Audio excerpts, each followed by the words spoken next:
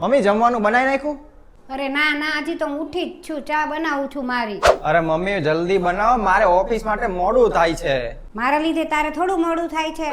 રોજ તો મનીષા બનાવીને દેશ તને, કે એને બનાવી દે, નહીતર આ કાલની દાળ પડી છે એની આ રોટલી ખાઈ લેજે. અરે પણ મમ્મી એની આજે કમરમાં દુખે છે એવું કઈ કીધું એને મને, એટલે આજ તમે બનાવી નાખો ને. રોજ તો એ બનાવે છે. એને તો રોજના નાટક છે. એક દિવસ તો કે માથામાં દુખે, એક દી કે પેટમાં દુખે, એક દી કે કમર દુખે. મારે શું કરું? આ હું મારી ચાય મારી હાથે બનાવું છું. અરે પણ મમ્મી એને ગઈકાલે કપડા જાજા ધોઈ નાખ્યા હતા એટલે એને કમરમાં દુખાવો થઈ ગયો છે. અને રોજ રોજ ક્યાં આવું બધું ઈ કહે છે? 4 જ રોટલી કરવાની છે, એટલું તો કરી દો. બનાવી તો પડશે જ તેને, તારી માં છું, મારી મજબૂરી છે, શું કરું? પણ એકવાર તો એને પૂછી જોજો કે બનાવી દે કે નહીં. એક વાત કહું તને, આ તારી વહુ છે ને એ રોજ માંદી જ રહેશે. એટલે આપણે એક કામ કરને, તું એને થોડાક દિવસ એના પિયર મૂકી આવ જા, એટલે એની મેળે એ લોકો જોઈ લે હે બધું. તે આપણે હું કેટલુંક જોવું. અને જ્યારે એને બધું સારું થઈ જાય ને ત્યારે તું તેડી આવજે, અથવા ઈ લોકોને કહેજે કે મૂકી જાય અહીંયા. અરે પણ મમ્મી એવું હું કરું તો એના મમ્મી પપ્પા શું વિચારે મારી વિશે? ઈ શું વિચારે તારે વિશે? એને ખબર જ હોય કે મારી છોકરી કાયમ માંદી જ રહેશે. બીજું શું કરે ઈ લોકો? અને મને તો ઓલા ઉપર ગુસ્સો આવે છે કે જેણે આ કરાવ્યું ને એની ઉપર જ મને ગુસ્સો આવે છે કે ઈ લોકોને ખબર હતી કે આ માંદી રહેશે તોય આપણી હારે કરાવી નાખી. અરે પણ મમ્મી એમાં ઈ બધાયનો કાંઈ વાંક ન હોય. હવે બીમાર તો કોઈ પણ થઈ શકે, એટલે એવું કાંઈ ન હોય કે ઈ એક જ ત્યાં બીમાર પડે છે. બધા બીમાર પડતા હોય. તું તો તારા સાસરિયા વાળાથી ખૂબ બીવેશ. આટલો બધો હું બીવેશ? એકવાર વાત તો કરી જો તો ખબર પડે ને. અરે મમ્મી હારું, હું આના વિશે હું ઓફિસે જઈને વિચારું. હવે ઊભો રે, હું ચા પી લઉં ને પછી તને રોટલી ને શાક બનાવી દઉં. ના ના મમ્મી, એ તો હું ઓફિસે ઓલો કેન્ટીનમાં જ જમી લઈશ. આ રીતે છે ને, પણ હાવ એની કરતા મનીષાને જ કહું, બેગ ભરીને વહી જા તારા પિયર. માંદી હોય તો અમારે મમ્મી નાસ્તો બનાવી દઉં? સારું થઈ ગયું તને? અને હવે શું કરે નાસ્તાને?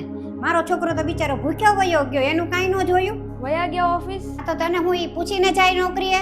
અને તું જા તારી બેગ પેક કર, અને તારા ભાઈ ઓલો ડોક્ટર છે ને એને કે તને આવીને લઈ જાય અને ઈ બધી તારી દવા કરાવે ને તને હારી કરીને અહીંયા પછી મોકલે. જા.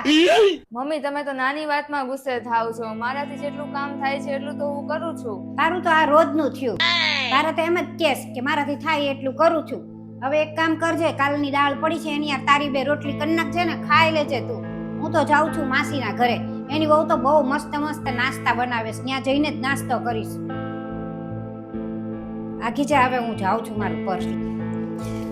ઓહો બાપરે, પગમાં કાંઈક થઈ ગયું. શું થયું મમ્મી?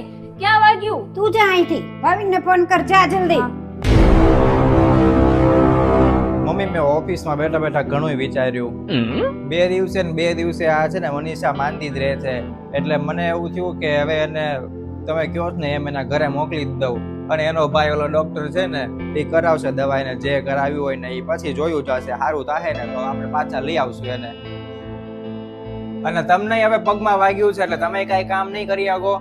તો હવે આપણે જમવાનું ને એ બધું કેવું કરશું? એક કામ કરીએ આપણે કે માસીને ફોન કરી દઉં. માસા તો ડોક્ટર છે જ તે, એટલે માસા તમારો ઈલાજ કરી દેશે. તમને પગમાં સારું થઈ જાય ને પછી જોયું જશે. બરોબર ને?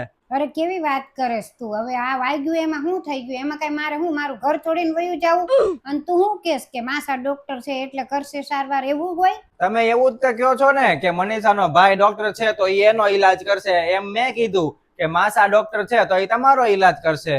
હવે મને સમજાઈ ગયું, મારી જ ભૂલ છે. સુખ દુઃખમાં ગમે એમાં પણ આપણને આપણા ઘરે જ ગમે. અને હું તો અમથી બિચારી મનીષાની હારે બાતતી હતી. એ તો બિચારી ક્યારેક ક્યારેક માંદી પડતી હતી, પણ તોય હું એની હારે રોજ ઝઘડા કરતી હતી. એવું કોઈ દિવસ હવે નહીં કરું. દરેક વ્યક્તિને આ વાત સમજવા જેવી છે કે વહુ જ્યારે માંદી પડે તો એને પિયર મોકલી દેવાની, ને હારી હોય તો હારે કામ કરાવવાનું. એવું કોઈ દિવસ ન હોય, અને એવું કોઈ દિવસ કોઈ કરતાય નહીં. ગમે ત્યારે સુખમાં દુઃખમાં હાજે માંદે પણ અહીંયા જ રહેવાનું. એ વાત બધાયને સમજવા જેવી છે.